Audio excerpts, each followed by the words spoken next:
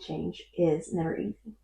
Throughout my career, I've led both large and small change projects, from guiding a board and organization through a legislative change that required an overhaul of bylaws, to transitioning boards from working board to complementary governance boards, to leading organizations through accreditation and structural change.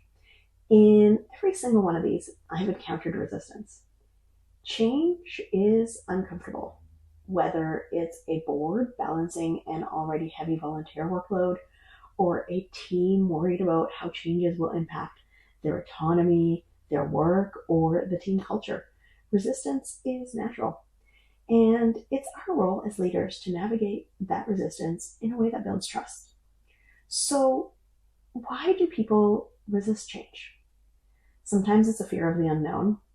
Sometimes it's concerns about workload or control.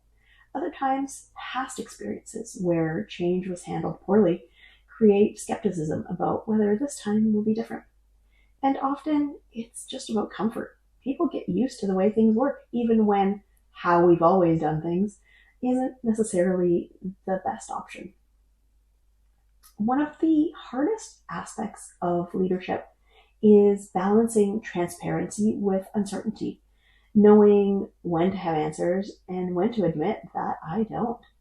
Some of the most pivotal leadership moments in my career have come when I allowed myself to be vulnerable, to say, I don't have all the answers, but let's figure this out together.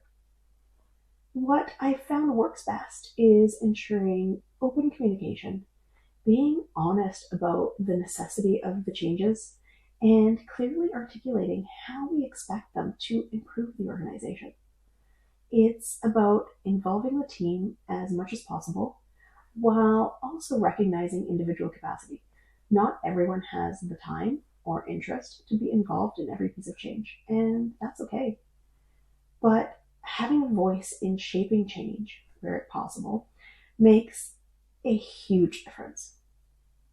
I won't pretend this is always easy. There are moments in leading change where what to share and when to share it become a real challenge.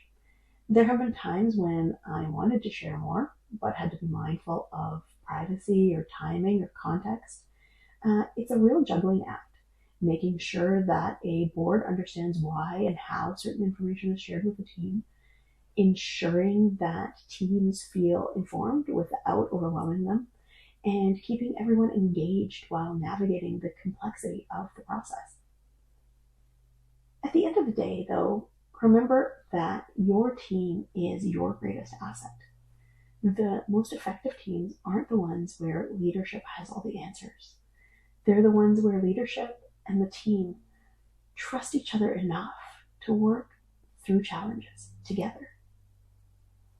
The best results I've seen happen are when I don't know, or I'd love your help on this, or what are your thoughts, are welcome and expected conversations, not just between leadership and the team, but within the team itself. When that's the culture, teams work together more effectively, there's real momentum, and people are truly invested, not just in their work, but in making the organization better. Leading change is complex, and it's not always smooth, but approaching it with authenticity, openness, and adaptability makes all the difference. I've learned that change is most successful when it's not something done to people, but something navigated with them. If you'd like to dive into this topic deeper, this week's blog post expands on these ideas and has some strategies for overcoming resistance to change with authentic leadership.